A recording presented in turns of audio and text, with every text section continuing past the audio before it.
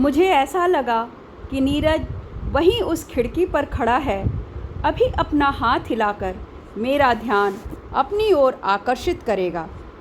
तभी पीछे से किसी का स्पर्श पा मैं चौंक पड़ी। मेघा, आप यहाँ क्या कर रही हैं? सब लोग नाश्ते पर आपका इंतज़ार कर रहे हैं और जमाई जी की नज़रें तो आप ही को ढूंढ रही हैं। छेड़ने के अंदाज में भाभी ने कहा। सब हंसते बोलते नाश्ता का मज़ा ले रहे थे, पर मुझे कुछ अच्छा नहीं लग रहा था।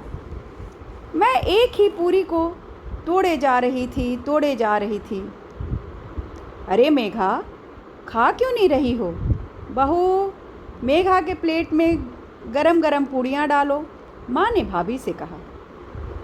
नहीं, मुझे कुछ नहीं चाहिए, मेरा नाश्ता हो गया, कहकर मैं उठ गई। प्रदीप भैया मुझे घूरे जा रहे थे।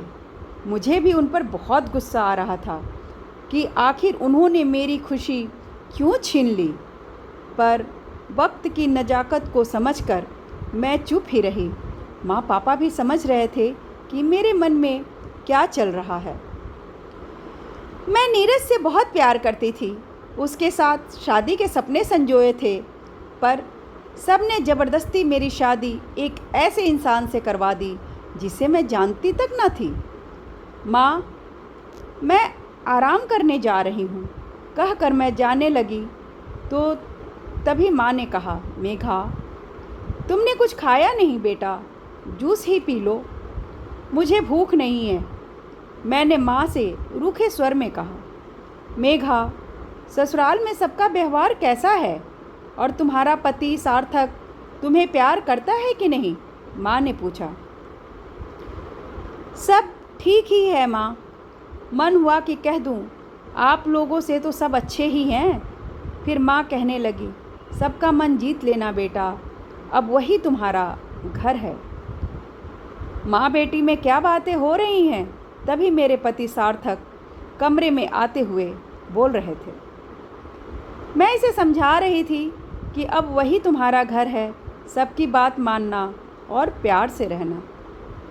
माँ, आपकी बेटी बहुत समझदार है, थोड़े ही दिनों में मेघा ने सबका मन जीत लिया है, सार्थक ने मेरी तरफ देखते हुए कहा। मेरी शादी को अभी 3 ही महीने हुए थे। मैं शादी के बाद पहली बार माँ के घर आई थी। हमारे यहाँ आने से सब खुश थे, पर मेरी नज़र तो अभी भी अपने प्यार को ढूंढ रही थी। पहली रात के बारे में क्या आप भी यही सोचती हैं कि सार्थक ने रात में कमरे में आकर कहा, मेघा, क्या हुआ? अगर कोई बात है तो मुझे बताओ, जब से यहाँ आई हो बहुत उदास लग रही हो। ऐसी कोई बात नहीं है, मैंने अनमने ढंग से जवाब दिया। सार्थक मुझे एकदम पसंद नहीं, मेरे लिए यह ज़बरदस्ती और मजबूरी का रिश्ता है जिसे मैं पल भर में तोड़ देना चाहती थी, पर ऐसा कर नहीं सकती हूँ। अच्छा ठीक है, सार्थक ने बड़े प्यार से कहा। आज मेरे सिर में दर्द है, मैंने अपना मुंह फेर कर कहा। रात करीब 3 बजे मेरी नींद खुल गई। सोने की कोशिश की पर नींद आ नहीं रही थी। फिर पुरानी यादें मेरे सामने चित्रवत चलने लगी। हमारे घर में सबसे पहले मैं ही उठती थी। मेरे पापा सुबह 6 बजे ही ऑफिस के लिए निकल जाते थे। मैं ही उनके लिए चाय नाश्ता बनाती थी, बाकी सब बाद में उठते थे। मेरे पापा रेलवे में कर्मचारी थे, इसलिए हम शुरू से ही रेलवे क्वार्टर में ही रहते थे। रेलवे क्वार्टर्स के घर भले ही छोटे होते थे, पर आगे पीछे इतनी ज़मीन होती थी कि एक अच्छा सा लॉन बनाया जा सकता था। हमने भी लॉन बनाकर बहुत सारे फूलों के पौधे लगा रखे थे। शाम को हम सब कुर्सियां लगाकर वहीं बैठते थे। मेरे घर के सामने ही मेरी दोस्त नम्रता का घर था। उसके पापा भी रेलवे में एक छोटी पोस्ट पर काम करते थे। मैं और नम्रता एक ही स्कूल और एक ही क्लास में पढ़ती थी। हम दोनों पक्की सहेलियां थीं। बेझिझक एक दूसरे के घर आती जाती रहती थी। एक रोज़ मैं और नम्रता बाहर खड़ी होकर बातें कर ही रही थी, तभी मेरी नज़र उसके घर की खिड़की पर पड़ी तो देखा कि नीरज यानी नम्रता का बड़ा भाई मुझे एकटक देख रहा है। मुझे थोड़ा अजीब लगा। नीरज भी सकपका गया। मैं अपने घर के अंदर चली गई, पर बार बार मेरे दिमाग में उलझन हो रही थी कि आखिर वह मुझे ऐसे क्यों देख रहा था। मैंने महसूस किया कि वह अक्सर मुझे देखता रहता है। नीरज का मुझे देखना मेरे दिल को धड़का जा रहा था। शायद नीरज मुझे पसंद करने लगा था। धीरे धीरे मुझे भी नीरज से प्यार होने लगा। हमारी आंखें चार होने लगीं। उसकी आंखों में मेरी आंखों को बताया कि हम एक दूसरे से प्यार करने लगे हैं। अब तो हमेशा मैं उसकी खिड़की के सामने ही जाकर खड़ी हो जाती थी। नीरज की भूरी आंखें, सुनहरे बाल मुझे पागल कर देते थे। अब हम छिप छिप कर भी मिलने लगे। सुबह मैं फिर उसी खिड़की के पास जाकर बैठ गई।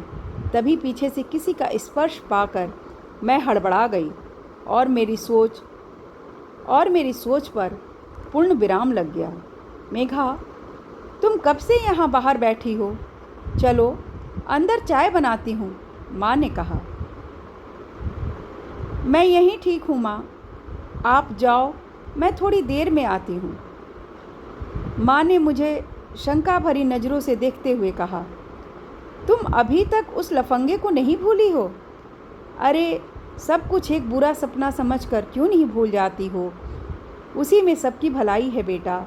अब तुम्हारी शादी हो चुकी है, अपनी गृहस्थी संभालो, अपने पति को प्यार करो। इतना अच्छा जीवन साथी और ससुराल मिली है एक लड़की को, और क्या चाहिए। माँ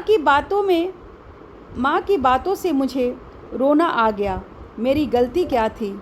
यही ना कि मैंने प्यार किया, और प्यार करना कोई गुनाह तो नहीं। अपने पति से कैसे प्यार करूं जब मुझे उनसे प्यार ही नहीं है। अब क्यों रो रही हो? अगर तेरी करतूतों के बारे में जमाई राजा को पता चल गया तो न जाने क्या होगा। अरे बेवकूफ़ लड़की, क्यों अपनी सुखी संसार बर्बाद करने पर तुली हो? माँ ने गुस्से में कहा। कौन क्या बर्बाद कर देगा माँ जी? सार्थक ने पूछा, जैसे उन्होंने हमारी बातें सुन ली हो। माँ हड़बड़ा कर कहने लगी, कुछ नहीं जमाई जी, मैं तो मेघा को समझाने की कोशिश कर रही थी कि अब पिछली बातें भूल जाओ। यह अपनी सब सहेलियों को याद करके रो रही है। ऐसे कैसे भूल जाएगी अपनी सहेलियों को? स्कूल कॉलेज अपने दोस्तों के साथ बिताया वह पल भी तो हम कभी न कभी याद करके मुस्कुरा लेते हैं, सार्थक ने कहा। मेघा, दुनिया बहुत छोटी हो गई है। हम इंटरनेट के जरिए कभी भी किसी से भी जुड़ सकते हैं। हम माँ के घर 3-4 दिन रहकर अपने घर रांची चल दिए। पटना से रांची करीब 1 दिन का रास्ता है। सार्थक तो सो गए, पर ट्रेन की आवाज़ ने मुझे सोने नहीं दिया। मैं फिर वही सब सोचने लगी, कैसे मेरे परिवार वालों ने हमारे प्यार को पनपने नहीं दिया। प्रदीप भैया को कैसे भूल सकती हूँ? उनकी वजह से ही तो मेरा प्यार अधूरा रह गया था। मेरे आँखों के सामने ही उन्होंने नीरज को कितना मारा था। अगर तब नीरज की माँ आकर प्रदीप भैया का पैर न पकड़ती तो शायद वो नीरज को मार ही डालते। उस दिन के बाद हम दोनों कभी एक दूसरे से नहीं मिले। भैया ने तो यहाँ तक कह दिया था नीरज को कि आइंदा कभी यहाँ नज़र आया तो मेरी बहन की नज़र उठाकर देखा या देखने की कोशिश की तो मार कर ऐसी जगह फेंकूंगा कि तुम्हें कोई ढूंढ नहीं पाएगा। प्रदीप भैया की धमकी के डर से नीरज और उसके परिवार वाले यहाँ से न जाने कहाँ चले गए। नम्रता को हमारे प्यार के बारे में सब पता था। एक दिन नम्रता मेरी माँ से कहकर मुझे अपने घर ले गई कि हम साथ बैठकर पढ़ाई करेंगे। हमारी 12वीं कक्षा की परीक्षा अगले महीने से शुरू होने वाली थी, अतः माँ ने हाँ कर दी। अब तो हमारा मिलना रोज़ होने लगा। एक रोज़ जब मैं नम्रता के घर गई तो कोई दिखा नहीं, सिर्फ नीरज था। उसने बताया कि नम्रता और माँ बाहर गई हैं।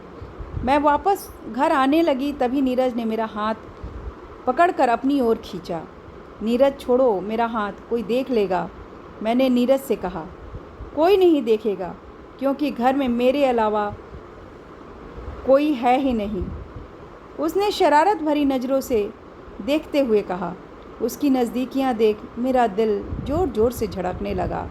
मैं अपने आप को नीरज से छुड़ाने की कोशिश करके भी छुड़ाने की कोशिश नहीं कर रही थी। मैंने अपनी आंखें बंद कर ली तभी उसने मेरे अधरों पर अपने होठ रख दिए।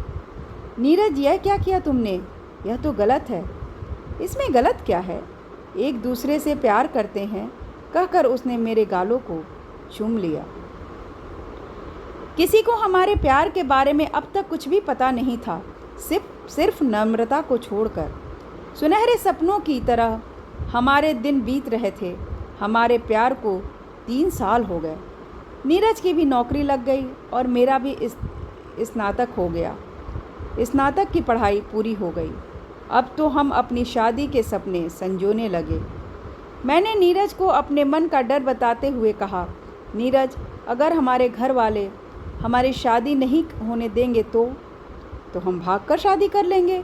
अगर वह भी न कर पाए तो साथ मर सकते हैं ना। बोलो, दोगी साथ मेरा? हाँ नीरज, मैं अब तुम्हारे बिना एक दिन भी नहीं रह सकती। मैंने उसके कंधे पर अपना सिर रखते हुए कहा। हमें पता ही नहीं चला कि कब प्रदीप भैया ने हमें एक दूसरे के साथ देख लिया। मेरे और नीरज के रिश्ते को लेकर घर में बहुत हंगामा हुआ। मुझे भैया ने बहुत मारा। अगर भाभी बीच में न आती तो शायद मुझे मार ही डालते। उस वक्त माँ पापा ने भी मेरा साथ नहीं दिया। जल्दी से मेरी शादी तय कर दी गई। उन जालिमों की वजह से मेरा प्यार अधूरा रह गया। कभी माफ़ नहीं करूँगी इन प्यार के दुश्मनों को। तभी, हेलो मैडम, ज़रा जगह दो, मुझे भी बैठना है, किसी अनजान आदमी ने मुझे छूते हुए कहा तो मैं चौंक उठी। मैंने कहा, यह तो आरक्षित सीट है। तभी 2 लोग और आ गए और मेरे साथ बदतमीजी करने लगे।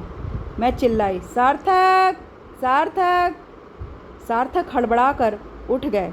जब उन्होंने देखा कि कुछ लड़के मेरे साथ छेड़छाड़ कर रहे हैं तो वो उन सबों पर टूट पड़े। रात थी इसलिए सारे पैसेंजर सोए हुए थे, तो मैं डर गई कि कहीं चाकू वाकू न चला दें। अतः मैं ज़ोर ज़ोर से रोने लगी। तब तक डिब्बे की लाइट जल गई और सारे पैसेंजर ने पकड़कर बदमाशों को मारने लगे। कुछ ही देर में पुलिस भी आ गई। मेघा, तुम ठीक हो ना? तुम्हें लगी तो नहीं? सार्थक ने मुझे अपने सीने से लगा लिया। उसके सीने से लगते ही लगा जैसे मैं ठहर गई। अब तक तो बेवजह भावनाओं में बहे जा रही थी। सार्थक के बहे जा रही थी जिसकी कोई मंजिल न थी। मैं ठीक हूँ, मैंने कहा। सार्थक के हाथ से खून निकल रहा था, फिर भी उन्हें मेरी ही चिंता थी।